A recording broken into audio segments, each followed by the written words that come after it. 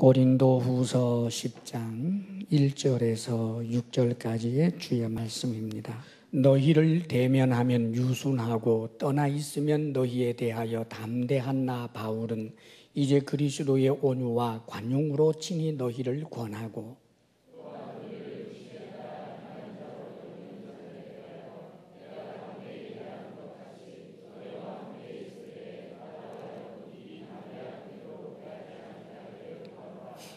우리가 육신으로 행하나 육신에 따라 싸우지 아니하노니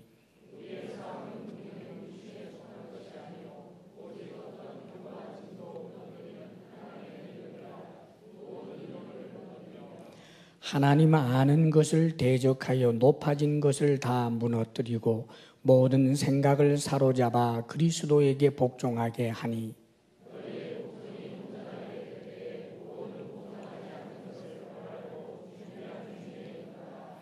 아멘.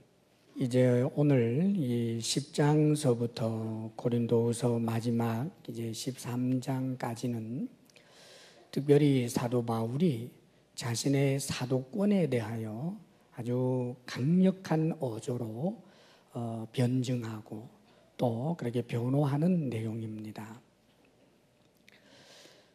여러 부분에 있어서 굉장히 너그러운 사도 바울이 이상할 정도로 자신의 그 사도성에 대해서 아주 강경하게 그렇게 이제 변호합니다.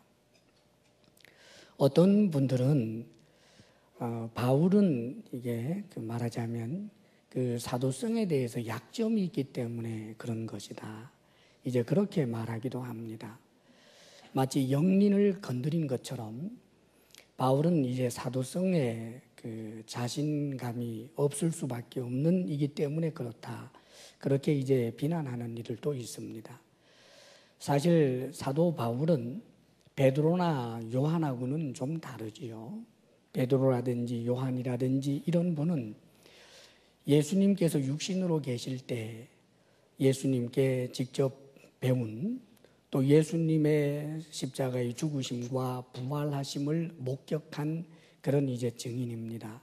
그래서 이들의 사도성에 대해서 어느 누구도 부인하지를 못하지요.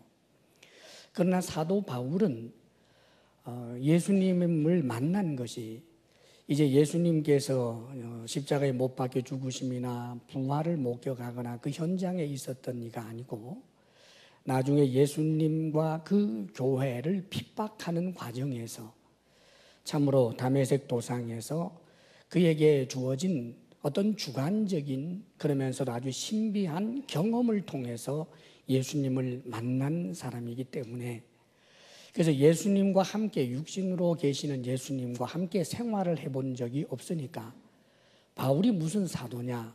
그래서 바울의 그 사도권에 대해서 시비하는 일들이 있어 왔습니다. 그런데 사실은 바울은 사도가 맞습니다. 왜냐하면 사도라고 하는 이 그룹은 예수님께서 육체로 계실 때 예수님을 함께 했던 이들 12제자 이외에도 예수님의 사도들 그 제자들에 의해서 사도라고 인정된 사람들을 사도라고 부르기 때문입니다. 그래서 성경에는 보면 바나바와 같은 이도 다른 사도들에 의해서 사도라고 인정이 되었기에 그 역시 사도였고 바울의 경우도 바울이 가지고 있는 이 복음 이것을 다른 사도들과 함께 대조하면서 인정을 받고 베드로라든지 다른 제자들로부터 바울의 사도됨을 인정받은 사람입니다. 자, 그렇기 때문에 바울의 입장에 있어서는 다른 사도들에게까지 사도로 인정을 받은 자신에게 누군가가 바울은 사도가 아니다라고 할 때 이 문제를 심각하게 변호하고 있는 것입니다. 그렇다면 그렇게 하는 이유가 본인의 명예 때문일까요? 그렇지 않습니다. 교회라고 하는 것은 이 사도성에 의해서 세워지기 때문입니다. 다시 말하면 이 바울이 사도이기 때문에 바울이 전한 그 복음이 유효한 것이고 그래서 주의 교회가 생긴 것입니다. 그런데 만약에 바울의 사도됨을 부인하고 나면 바울이 전한 복음도 잘못된 것이 되고 말고 그렇다면 교회는 근본적으로 이제 문제가 생기게 되는 것입니다.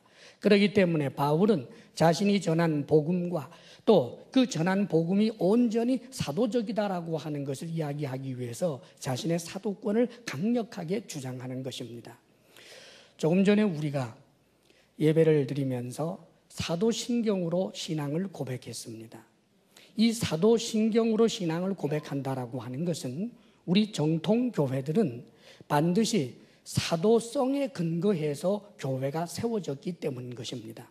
사도들이 믿는 그 믿음을 우리들도 함께 믿는다. 사도들이 전한 그 복음을 우리가 받아들이고 믿는다라고 하는 의미에서 조금 전에도 예배 중에 우리가 사도신경으로 신앙을 고백하게 된 것입니다. 사랑하는 여러분, 사실 우리들 중에 어느 누가 있어서 예수님을 직접 본 사람이 있겠습니까? 2000년 전에 십자가에 못 박혀 죽으신 예수님을 직접 본 사람은 없습니다. 또 예수님 부활을 직접 목격한 사람도 없습니다.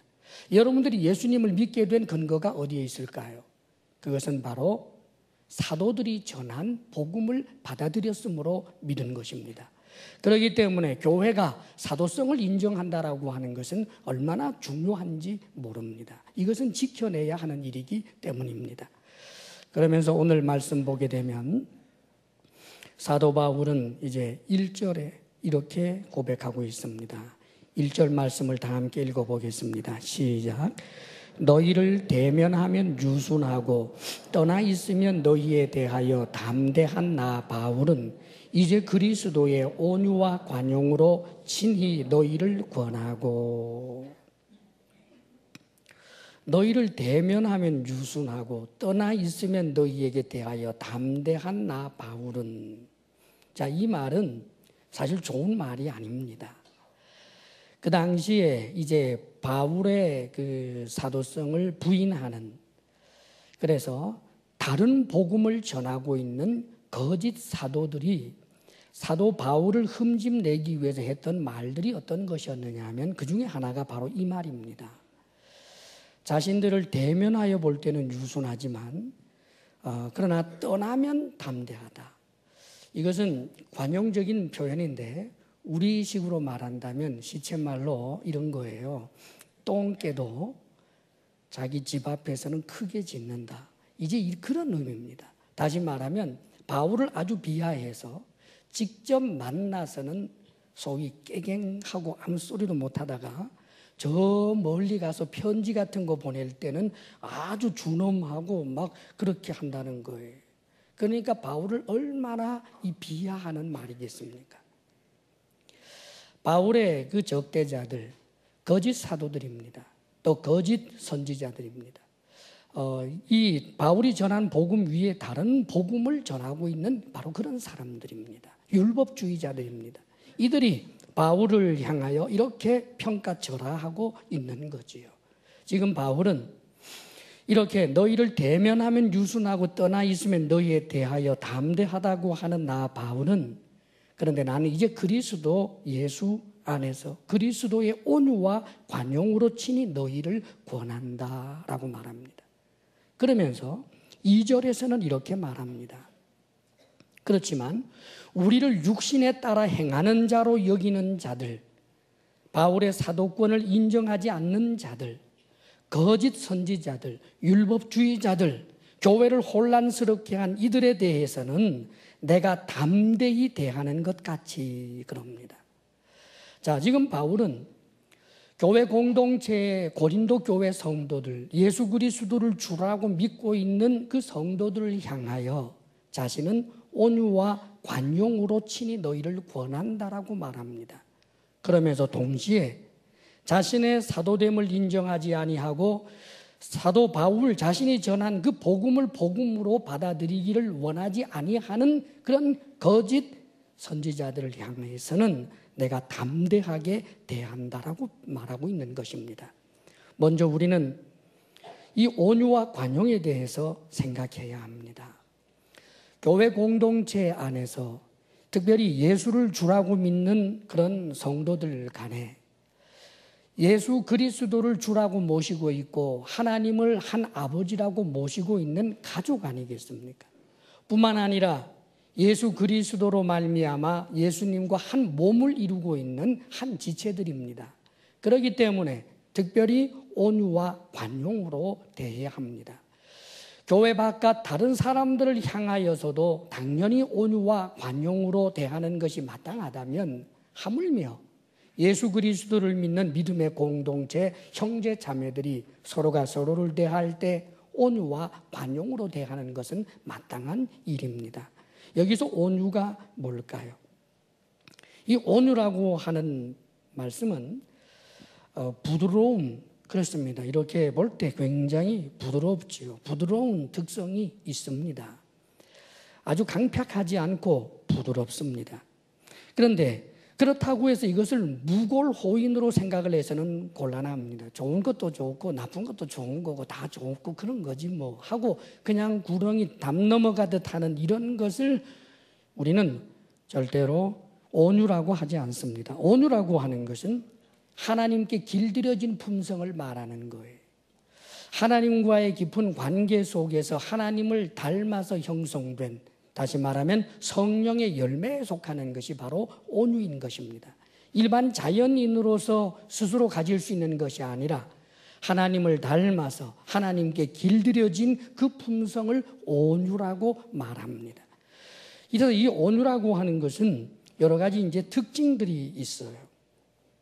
이 온유의 특징은 분노라든지 울분이라든지 이런 것들을 잘 다스려내는 그런 인격을 갖습니다.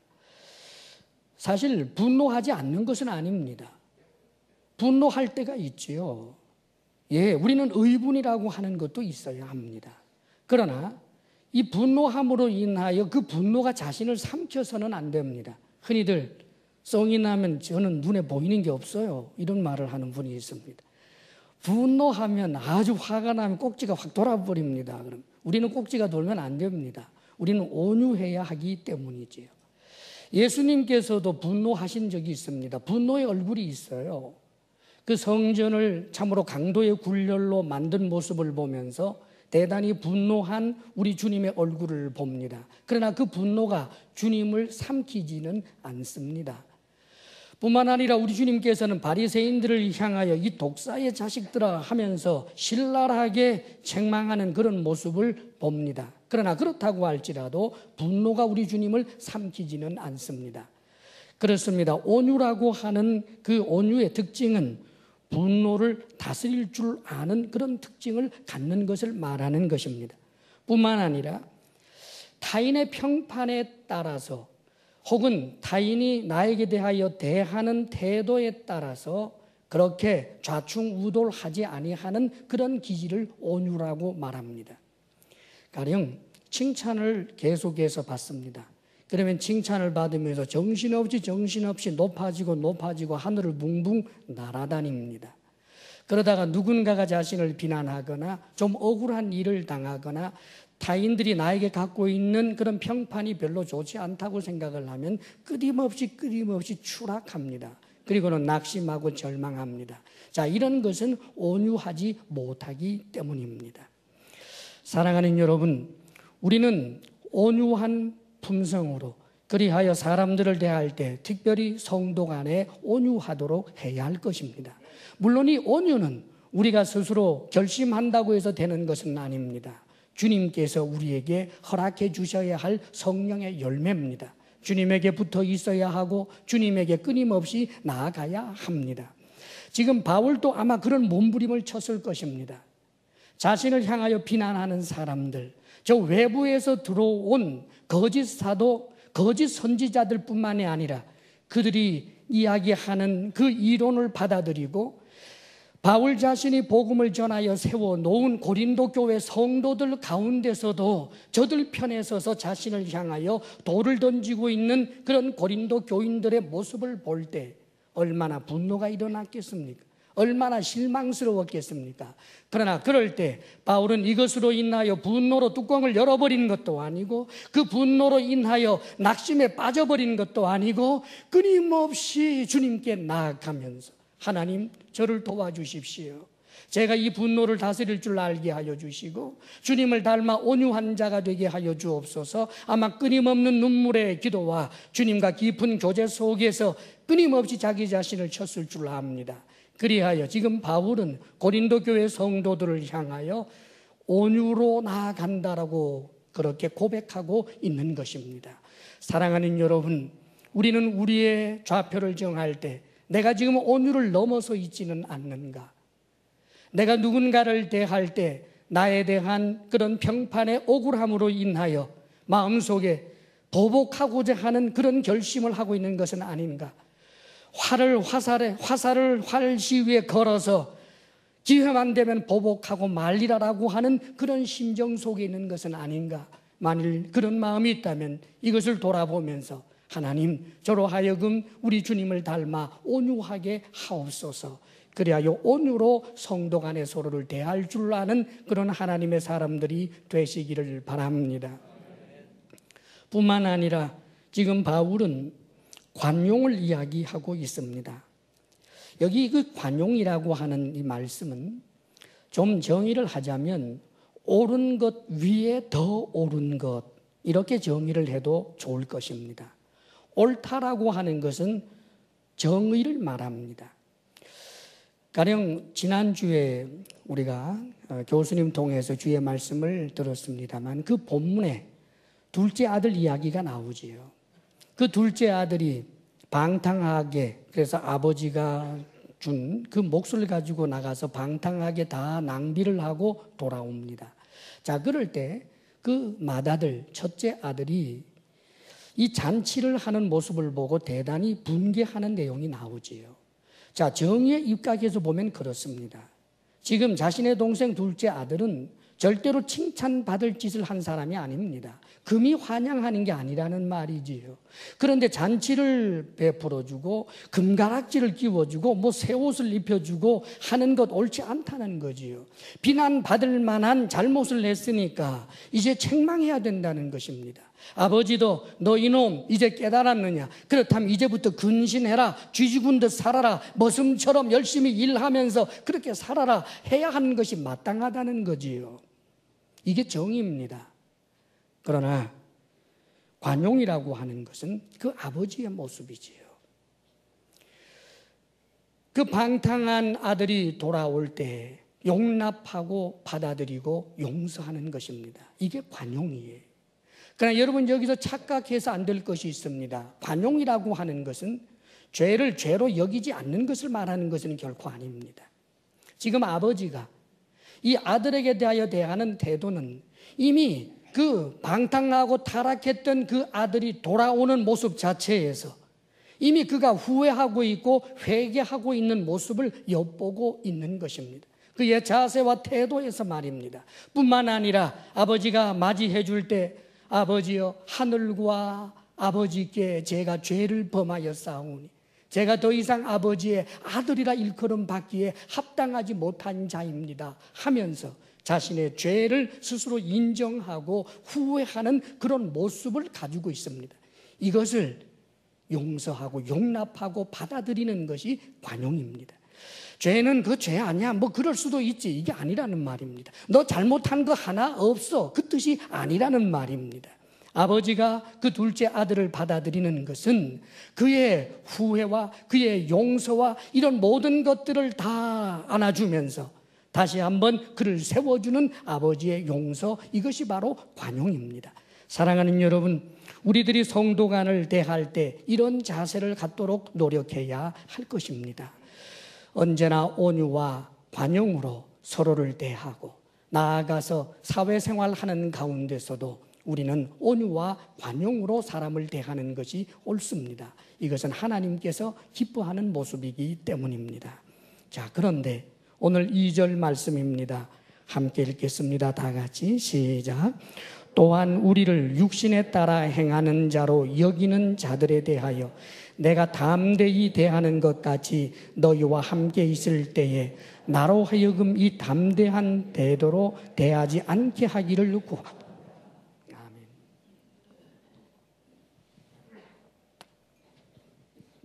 지금 바울은 온유와 관용을 말하고 있습니다.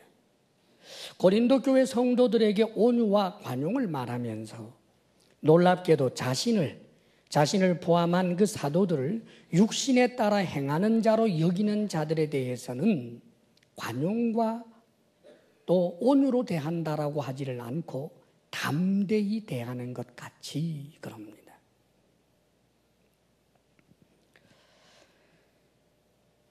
자신의 사도성을 인정하지 않는 이들에 대해서 이렇게 바울이 단호하게 대하는 이유가 뭘까요?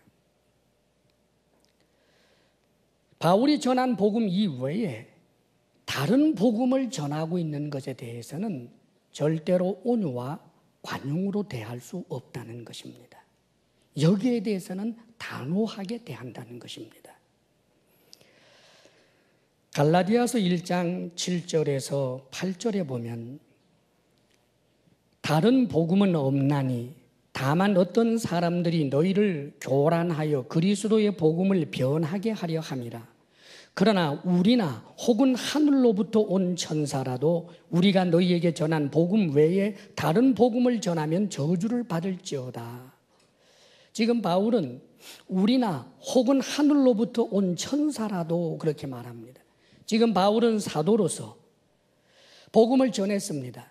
그런데 바울 자신이라 할지라도 성령의 역사로 말미암아 전하여진 이 복음을 스스로가 사탄에 의해서 자신이 넘어져서 바울 자신이 지금까지 전했던 그 복음 이외에 다른 복음을 전한다면 혹은 하늘로부터 내려온 천사가 있어서 그 천사가 사도들에 의하여 전하여진 그 복음, 성령의 역사로 말미암아 전하여진 이 복음 위에 다른 복음을 전한다면 저주를 받을지어다라고 말하고 있는 것입니다. 9절에도 그는 갈라디아서 1장 9절에 만일 누구든지 너희가 받은 것 외에 다른 복음을 전하면 저주를 받을지어다라고 이야기를 하고 있습니다. 사랑하는 여러분, 우리는 온유로 대하고 관용적으로 대해야 할 것입니다. 그러나 복음에 있어서 사도들이 전한 이 복음 외에 다른 복음을 받아들이는 데 있어서 온유하게 받아들이고 관용적으로 받아들일 수 없습니다. 성경은 무엇입니까? 특별히 신약 성경은 사도들에 의하여 기록된 것이 바로 신약 성경입니다. 우리의 신앙의 근거는 바로 사도성에 근거한 것입니다. 사도들이 증인이 되어서 사도들이 전해준 그 복음, 예수 그리스도의 사심과 죽으심과 부활하심을 목격한 그 사도들이 전하여 준 그 복음을 믿고 받아들이는 공동체가 바로 교회인 것입니다. 그렇기 때문에 사랑하는 여러분, 우리 교회에 있어서는 계속해서 어떤 이론이 복음이 발전해 가는 것이 결코 아닙니다. 상아탑에서는 학문 세계 속에서는 창조적인 것, 창의적인 것을 새롭게 꺼내어야 할 것입니다. 그러나 교회는 계속해서 사도적으로 돌아가는 것입니다. 말씀이 그러한가 말씀에다가 맞추는 것입니다. 사도들이 전한 복음에서부터 벗어났다라면 그것은 다른 복음입니다. 사도들이 전하기는 예수 이외에 다른 구원자가 없다고 했습니다. 예수 이외에 다른 구원의 길이 있다라고 말할 때 그것은 사도들이 전하여진 복음과 다른 것이기에 거기에 대하여는 절대로 우리는 관용적으로 대할 수가 없습니다. 이것이 교회라는 사실을 잊지 마시기를 바랍니다. 전날에 베드로가 주는 그리스도시요 살아계신 하나님의 아들이십니다 라고 신앙 고백을 합니다. 그러자 주님께서 요한의 아들 시몬아 네가 복이 있도다 라고 말씀하시면서 내 교회를 이제 반석인 네 위에 세우겠다라고 말씀을 하셨지요. 그럴 때 이 반석은 지금 베드로를 말하지만 베드로가 한 그 신앙 고백, 이것을 말하는 것입니다. 다시 말하면 사도들에 의하여 전해진 그 신앙 고백에 함께 동의할 때 비로소 교회가 세워지는 것입니다. 그렇기 때문에 사도들이 전한 복음 이외에 다른 복음에 대해서 관용적이어서는 안 되는 것입니다. 때때로 우리가 신앙생활을 하다가 보면 예수 이외에 다른 구원의 길을 인정하지 아니하는 우리 교회를 향하여 편협하다라고 말합니다. 왜 다른 종교를 좀 인정해 주지 않느냐? 다른 종교에서도 열심히 선한 일을 하고 착한 일을 하면 그들에게도 구원의 길이 있다라고 말해주는 것이 종교적인 예의가 아니겠느냐, 그런 이야기를 합니다. 사랑하는 여러분, 그러나 사도들은 절대로 그렇게 이야기한 바가 없습니다. 예수님이 십자가에 못 박혀 죽으시는 그 길 이외에 우리를 구원에 이르도록 하는 그런 길은 없는 것입니다. 주님께서 나는 길이요 나는 생명이라 말씀하십니다. 이 나는 주님 이외에 또 다른 나가 없습니다. 아버지께로 갈 자는 나 이외에 아버지께로 갈 자가 없다라고 말씀하셨습니다. 사랑하는 여러분, 사람을 대함에 있어서 온유로 관용으로 대해야 할 것입니다. 그러나 이 복음에 관한 한은 사도들이 전한 복음 이외에 다른 복음을 우리는 인정하지 않는 것입니다.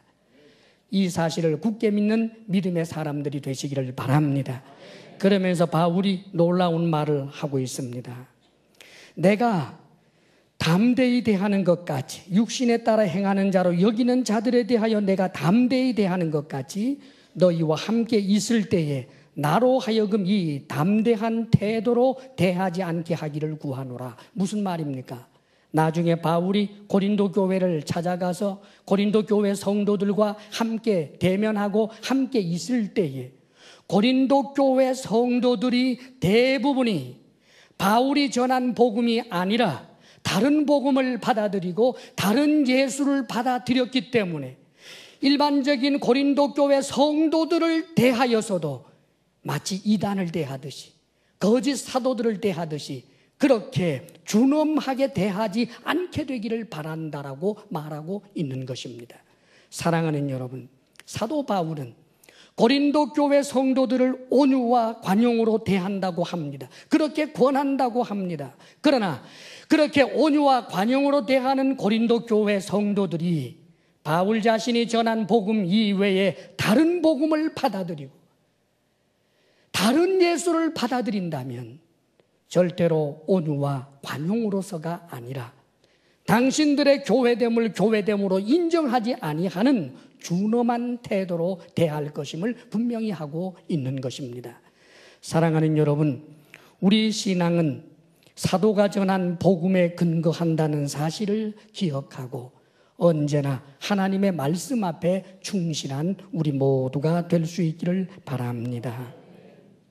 그러면서 계속해서 그는 3절에서 5절까지 이렇게 말씀합니다. 3절에서 5절 다 함께 읽겠습니다. 시작. 우리가 육신으로 행하나 육신에 따라 싸우지 아니하노니 우리의 싸우는 무기는 육신에 속한 것이 아니요 오직 어떠한 견고한 진도 무너뜨리는 하나님의 능력이라.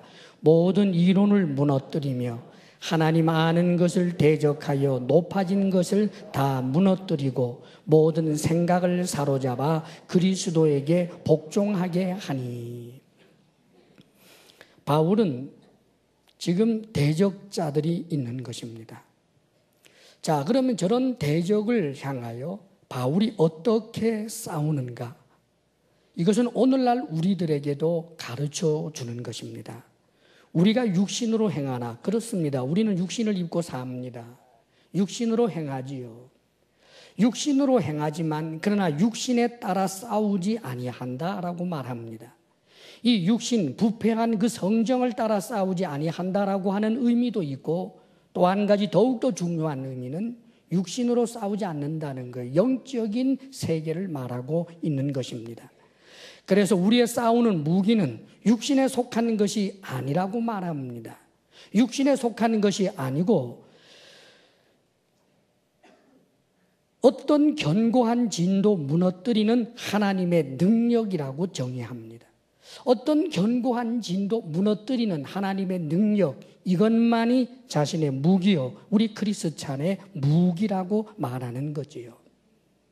견고한 진, 이것은 사람이 가지고 있는 육체의 능력이나 지혜나 힘으로 도저히 무너뜨릴 수 없는 것이 견고한 진입니다. 만만하지 않아요. 이 견고한 진을 우리의 힘으로, 이론으로, 우리가 가지고 있는 설득력으로 그런 것으로 해결할 수 있는 것이 결코 아니라는 말이지요. 지금 사도 바울을 대적하고 있는 그 거짓 사도와 그런 여러 가지 악한 그런 권세에 대항하기 위하여 사도 바울이 행하는 것은 어떤 육체적인 것이 결코 아니고 하나님의 능력이라고 말하며 하나님의 능력을 의지하는 것입니다. 그렇다면 여기 견고한 진이란 도대체 어떤 것을 말하고 있을까요? 세 가지를 말하고 있습니다. 모든 이론 그럽니다.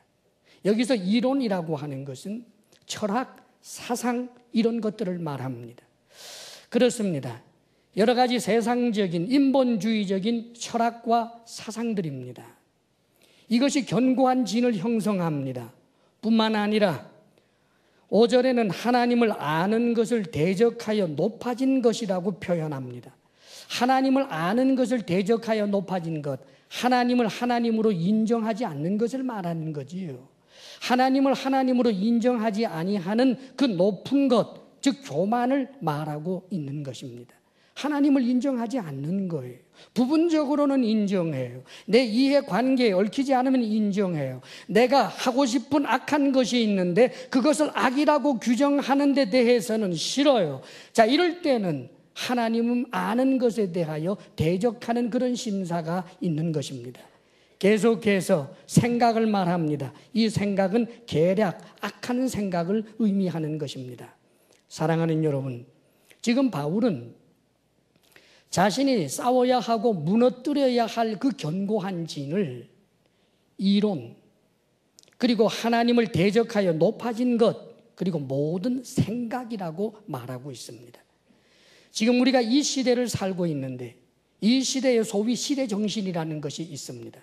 이것은 이 시대에만 시대 정신이 있는 것이 아니라 어느 때를 막론하고 그 시대를 사로잡고 있는 철학, 사상 혹은 사고, 문화 이런 것들이 있습니다. 그런데 여러분 기억해야 할 것이 있습니다. 사람들이 생각에 다 자유로운 자들이 못 됩니다. 인간 이외에 또 다른 존재가 있는데 성경은 그를 사단이라고 말합니다. 사단은 사람의 생각에 악한 생각을 넣을 수 있고 인간이 열심히 공부를 하면서 나름대로 철학 세계를 발전시키고 여러 가지 사상들을 발전시켜 가지만 그러나 결국은 하나님을 하나님으로 인정하지 않도록 만드는 인본주의의 꽃이 피도록 계속해서 조작하고 역사하는 존재가 바로 악한 영 사단인 것입니다. 그렇기 때문에 우리가 싸워야 할 것은 다른 것이 아닙니다. 그런데 이 악하고 견고한 이 진에 대해서는 이것을 무슨 수로 육체의 힘으로 대항하여 이길 수 있는 것이 결코 아니라는 말이지요.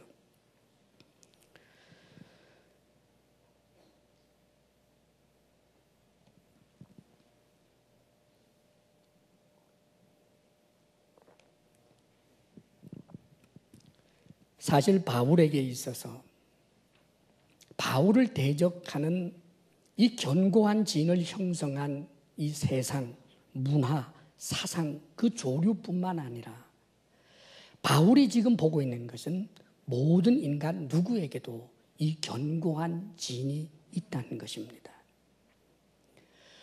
교회 공동체 안에는 우리 성도 안에는 내 안에는 견고한 진이 없고 예수님을 믿지 아니하는 사람들에게만 견고한 진이 있는 것이 아니라 사단은 안 믿는 사람뿐만 아니라 소위 믿는다라고 하는 사람들에게도 역사해서 견고한 진을 만들어 놓는 것입니다. 이 견고한 진, 때로는 이론입니다.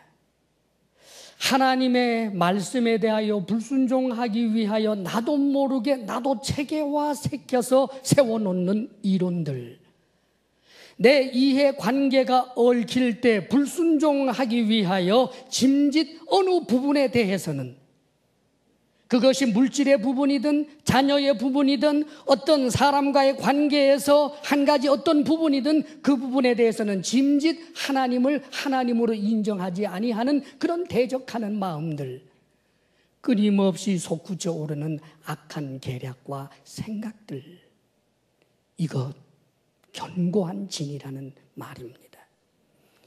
전날에 다윗은 얼마나 대단한 하나님의 사람이었습니까? 그런데 이 다윗이 범죄하였는데 그 범죄한 것을 하나님께서 해석하실 때 네가 나를 멸시하였다라고 말합니다. 놀라운 일입니다. 적어도 다윗은 하나님을 적극적으로 멸시한 적이 없었습니다. 그러나 간음의 자리에서는 짐짓 하나님을 대적하는 자가 부분적으로 된 것입니다. 자신의 부하 장수를 계략으로 죽일 때 그때는 하나님을 멸시하는 자가 된 것입니다. 자기 자신은 그렇지 않다고 생각을 했지만 그런 것입니다. 자신도 모르게 형성된 견고한 진이 다윗 속에도 있었던 것입니다. 우시야 왕이 왕으로서 하나님을 분명히 섬기는 자였습니다. 우시야 왕이 하나님 앞에 나와 분향합니다. 제사장이 나와서 왕이시여 분향하는 그 일은 제사장이 하는 일이지 왕이 할 일이 아닙니다라고 말할 때 이 우시야 왕이 분기탱천합니다. 분명히 우시야는 나름대로 하나님을 경외하는 사람이라고 했지만 자신의 왕권에 대하여 도전한다라고 생각을 하게 될 때 자신도 모르게 하나님을 대적하는 자가 되어버리고 말았습니다. 사랑하는 여러분, 저도 여러분도 이런 견고한 진들이 크든지 작든지 있는 것입니다. 하물며 세상이겠습니까? 저 세상은 교회를 향하여 복음을 향하여 얼마나 견고한 진을 견고히 하고 우리를 박해하고 핍박하는지 모릅니다. 복음만을 말하는 그런 이들을 향하여 편협하다라고 말합니다. 다른 종교를 인정하지 않는 편협한 종교라고 그렇게 이야기들을 하면서 많은 박해들이 일어납니다. 그러면서 사실 우리 속에도 이런 이론과 하나님을 대적하여 높아진 그런 교만과 악한 계략들이 끊임없이 우리 속에 있습니다. 그렇다면 이것을 부술 수 있는 것은 무엇일까요? 하나님의 능력밖에 없는 것입니다. 바울 자신이 그것을 경험했습니다. 바울은 그 당시에 대단한 이론으로 무장했던 사람입니다. 헬라 철학으로 무장하고 뿐만 아니라 저 히브리 철학으로 히브리 사상으로 성경 지식으로 완전히 무장했던 사람입니다. 그러면서 대단한 관록이 있고 경험이 있었던 그런 사람, 그래서 예수 그리스도의 복음, 저 하찮은 어부들이 전하는 복음, 성경을 제대로 알지도 못하는 사람들이 전하는 저 복음이라고 하는 것을 얼마나 우스꽝스럽게 생각했는지 모릅니다. 전날에 사울 시절에 이 바울은 자신이 있었습니다. 베드로야 와봐라, 요하나 와봐라, 너희들이 말하는 그 복음 나하고 한번 이야기해보자. 아마 이길 자신이 있었을 것입니다. 그는 이론으로 무장되어 있었습니다. 사도들이 이야기하는 그런 복음 내용을 그가 이렇게 저렇게 들은 적도 있었을 것입니다. 일고의 가치도 없는 하찮은 것으로 취급했었습니다. 왜요? 자신의 이론이 더 크고 위대하다고 생각했기 때문입니다. 자신이 사실 하나님을 향하여 하나님을 하나님으로 인정하지 않으면서 자신이야말로 하나님을 인정하고 있다라고 교만한 생각에 빠져 있었습니다. 그런데 그런 그가 하나님의 능력으로 이 이론들이 무너졌습니다. 하나님의 능력이 임하니까 그의 마음속에 있었던 그 견고한 진이 한순간에 깨어져 버렸습니다. 지금 바울은 그 말을 하고 있는 것입니다. 거짓 사상들, 지금 이단들이 일어나서 고린도 교회를 획책하고 있지만 그것을 대항하기 위하여 지금 바울이 하고자 하는 것은 고린도 교회 성도들을 설득하는 것이 아닙니다. 고린도 교회 유력한 사람들을 개인적으로 만나서 당신이 나한테 그럴 수 있어? 당신 날 도와야 되잖아. 내 편이 돼야 되잖아. 내게 힘이 돼줘야 하잖아. 그렇게 해서 세력을 결집을 한 다음에 저 바울을 미워하고 싫어하는 이단들을 향하여 세력을 결집하고 힘으로 맞서서 데모에는 데모로, 힘에는 힘으로, 주먹에는 주먹으로, 세력은 세력으로 그렇게 맞서려고 했던 것이 결코 아닙니다. 바울은 하나님의 능력을 의지하는 것입니다. 하나님의 능력이 임할 때 자기처럼 견고한 진들이 무너진다라고 하는 것을 알고 있었기 때문입니다. 사랑하는 여러분, 때때로 세상의 철학이, 사상이, 학문이 세상에서 대단히 뛰어나다 똑똑하다 하는 교수들이, 이런저런 위대한 사람들이 내어놓는 글들을 읽어보면 우리의 가슴은 아프고 우리가 가지고 있는 짧은 지식과 학문으로는 대항할 방도가 없다는 것을 알게 됩니다. 그러나 기억하십시오. 이 세상에 어떤 기독교적인 석학이 이론으로 이길 수 있는 것이 아닙니다. 사랑하는 여러분, 저들에 대한 기독교에 대한 몰 이해를 함께 더 뛰어난 학문성을 가지고 내리누를 수 있는 것이 아닙니다. 저들의 사상을 더 뛰어난 사상이라고 하는 그런 육체의 사상으로 눌러버릴 수 있는 것이 결코 아닙니다. 오직 하나님의 능력입니다. 성령의 역사로 말미암은 하나님의 능력이, 그리하여 하나님이 없다 하고 하나님을 대적하였던 인본주의자들, 하나님이 있다라고 하지만 자기 머릿속에서 만들어낸 그 하나님, 사도들이 전한 이 하나님을 무시하고 자신이 철학과 깊은 사고 속에서 체계화시킨 그 하나님, 자신의 필요를 따라서 상황을 해석하고 상황을 자신이 원하는 국면으로 이끌고 가기 위하여 만들어 놓은 그 하나님을 주장하는 그들이 무너지게 되는 방법은 오직 하나님의 능력밖에 없다는 사실을 기억하시기를 바랍니다. 때때로 억울한 일을 당한다 할지라도 담대할 수 있기를 바랍니다. 예수 그리스도를 믿어야만 구원을 얻는 것이 아니라 열심히 다른 종교 생활에 충실해도 구원을 얻는 것이 옳은 것입니다라고 누가 말한다 할지라도 우리는 담대하게 예수 그리스도 이외에 구원의 길이 없습니다. 단호하고 담대하게 말할 것입니다. 그것으로 불이익을 당하고 그것으로 어려움을 당하고 예수 그리스도의 그 복음, 사도들이 전해준 그 복음을 믿음으로 인하여 그 믿음의 공동체가 이제 이 시대를 점점 살아가면서 교회가 그것이 더욱더 마이너 그룹이 되고 소수 그룹이 되고 온 세상이 돌을 들어서 던지고 맞을 수밖에 없는 그런 약자가 된다 할지라도 우리는 끊임없이 단호하게 말할 것입니다. 예수 그리스도 그분만이 우리의 구주이십니다. 다른 길로는 구원이 없습니다. 천국과 지옥은 분명히 있고 믿지 아니하는 자에게 하나님은 심판한다 하셨습니다. 이것을 우리는 단호히 말할 수밖에 없는 것입니다. 그러면서 바울이 6절에 이렇게 말씀합니다. 6절 말씀을 다 함께 읽겠습니다. 시작. 너희의 복종이 온전하게 될 때에 모든 복종하지 않는 것을 벌하려고 준비하는 중에 있노라. 지금 바울은 고린도 교회 성도들이 복종하게 되기를 원합니다. 모두가 다 복종하기를 원하는 것입니다. 이것은 사도 바울이라고 하는 그 인격에 복종하게 되는 것을 말하는 것이 아닙니다. 복음을 받아들이는 것, 사도가 전한, 사도 바울 자신이 전한 그 복음을 받아들이고 그리하여 복종하는 것을 말하는 것입니다. 예수 그리스도의 주되심, 예수 그리스도의 하나님 되심을 인정하고 받아들이는 그런 복종하는 일들이 고린도 교회가 대부분의 사람들이 그렇게 하게 될 때 비로소 자신은 그때 가서 복종하지 않는 자들, 끝까지 다른 복음을 믿는 자들, 끝까지 다른 복음을 전하는 그 이단과 거짓 사도들을 벌하겠다라고 말합니다. 그렇다면 사도 바울이 저들을 벌할 수 있는 것이 뭘까요? 저들을 잡아서 감옥에 쳐넣겠습니까? 아니면 곤장을 때리겠습니까? 그럴 수 없습니다. 다만 이제는 고린도 교회 전부가, 대다수가 사도 바울이 전한 복음을 믿는 교회일 때 그 교회는 힘 있는 교회인 것입니다.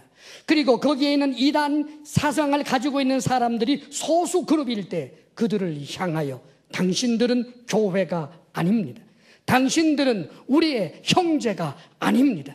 당신들은 이 교회에 있지 말고 나가십시오라고 말할 수 있게 되는 것을 말하는 것입니다. 만일 바울이 이것을 기대하고 있었지만 고린도 교회 성도들 대다수가 바울이 전한 복음을 받아들이지 않고 거짓 사도들이 전한 복음주의자가 아니라 율법주의자들이 전한 것을 받아들여서 대부분의 사람들이 바울의 복음을 복종하지 않았다면 어떻게 될까요? 그때 아마 바울은 고린도 교회를 교회로 인정하지 않을 것입니다. 그리고 고린도 교회에 있는 성도들 가운데 바울의 복음을 복음으로 믿고 복종하는 그 소수의 사람들만 다시 이제 교회라고 인정하는 새로운 출발을 하게 될 것입니다. 사랑하는 여러분, 교회는 그런 것입니다. 교회는 예수 그리스도의 주되심과 예수 그리스도께서 우리의 구원자 되신다라고 하는 사실을 믿는 사도들이, 예수님의 증인인 사도들이 전한 그 하나님의 말씀을 하나님의 말씀으로 믿고 따르는 공동체가 바로 교회인 것입니다. 사랑하는 여러분, 그런데 때때로 우리 속에는 악한 영이 역사하기 때문에 이해 관계에 따라서 주의 종을 포함하여 모든 성도들에게 견고한 진들이 생길 수 있다라고 하는 사실도 알아야 합니다. 외부로부터 이단의 그런 박해와 핍박만이 있는 것이 아니라 내부로부터도 있는 것입니다. 하나님 앞에 이론을 세웁니다. 불순종의 이론을 세웁니다.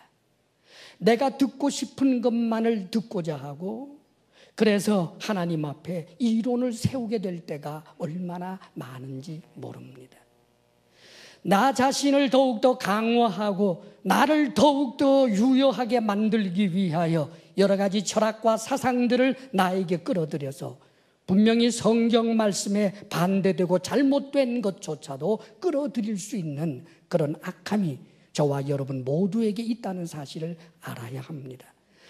가만 내버려 두면 우리 속에 이론이 서고, 가만 내버려 두면 우리 속에 하나님을 대적하여 교만한 그 마음이 자리를 잡고, 가만 내버려 두면 우리 속에 악한 생각이 끊임없이 일어나는 것입니다.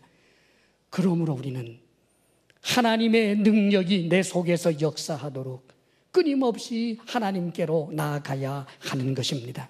그러므로 성경은 하나님의 전신갑주를 입으라고 말씀하시는 것입니다.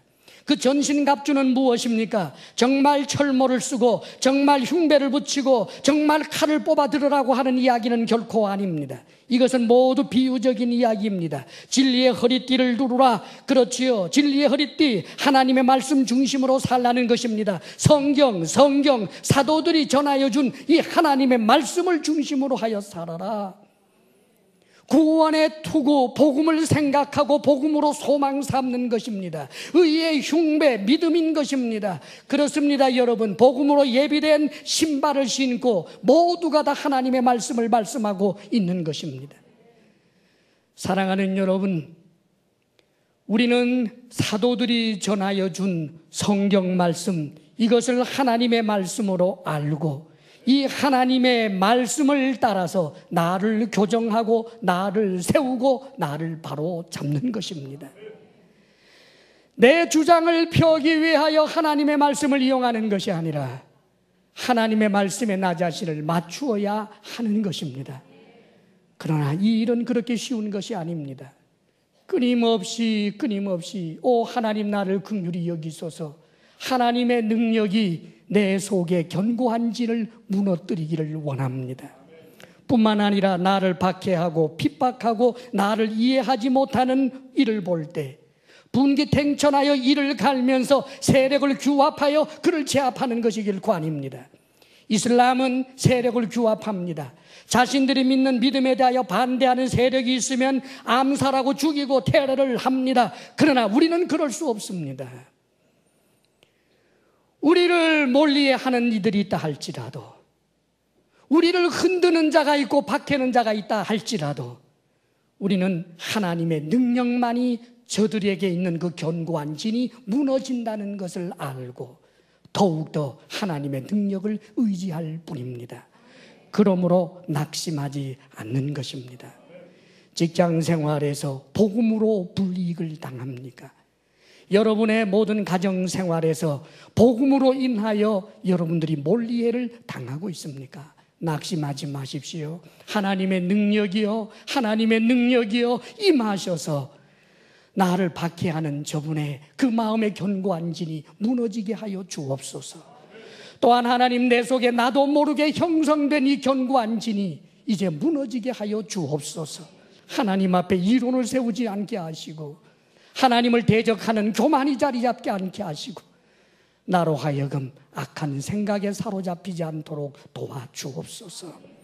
이런 소원과 열망을 가지고 사도적 그런 근거에 따르는 신앙으로 굳게 설 수 있기를 주의 이름으로 축원합니다. 기도하겠습니다. 이 시간 간절한 마음으로 결단하며 기도합니다. 우리의 믿음의 근거는 사도들이 전하여 준 복음입니다. 다른 복음은 없습니다. 또 다른 예수 우리에게 있어서는 안 될 것입니다. 주님 앞에 이 시간 우리 속에 형성되는 모든 악한 이론들, 인본주의적인 이론들과 교만함과 모든 악한 계략들을 이제 다 내려놓게 하시고 아버지 하나님, 하나님의 능력으로 나에게 있는 이 견고한 진을 무너뜨려 주옵소서. 복종하게 하여 주옵소서. 주님 앞에 간절함으로 기도하겠습니다. 아버지 하나님, 아버지 하나님, 참으로 이 세상은 사단으로 말미암은 견고한 진이 높고 높아서 주의 주되심을 인정하지 아니하며 하나님 되심을 부인하고 있지만 그날이 오면 주님께서 오시는 때에 되면 모든 입으로 예수를 주라 부르며 모든 무릎이 예수 그리스도 앞에 무릎 꿇게 될 것을 믿나이다. 아버지여, 사도들이 전하여 준 이 믿음, 이 복음이 때때로 모욕을 당한다 할지라도 우리는 이 복음을 온전히 믿으며 우리 속에 자라나는 견고한 진조차 하나님의 능력으로 무너뜨리며 날마다 주의 복음에 복종하며 살아가게 하옵소서. 아버지 하나님, 아버지 하나님, 우리들을 긍휼히 여기시사 복음을 온전히 누리며 전하는 자로 복음의 사람으로 세워 주옵소서. 주님께서 우리에게 주신 은혜를 생각하면 우리가 목숨이라 한들 주의 은혜를 갚을 길이 있겠나이까. 다만 감사하는 마음을 이 물질에 담아 올려드리오니 아버지 하나님께서 주신 것 가운데 다만 구별하였을 뿐이지만 우리가 드리는 이 작은 것을 기뻐 받아 주시옵소서. 아버지 하나님 앞에 즐거움으로 힘을 다하여 드리는 우리 성도들의 삶에 애환을 보아 주옵시고 하나님께서 때를 따라 돕는 은혜 풍성케 하시기를 원합니다. 우리 성도들에게 건강의 복을 주옵소서. 마음의 평강을 주옵소서. 부부사랑 돈독하게 하여 주옵소서. 우리의 자녀들이 우리들보다 더욱더 큰 믿음의 사람이 되어 복음을 계대할 뿐 아니라 더욱더 확장하는 하나님의 사람들로 세워 주옵소서. 이제는 우리 주 예수 그리스도의 크신 은혜와 하나님 아버지의 한없는 사랑과 성령의 교통하심과 충만케 하심이 내가 복음을 믿습니다 고백하며 나아가는 사랑하는 모든 성도들 위해 이제로부터 영원토록 함께 하시기를 간절히 축원하옵나이다. 아멘.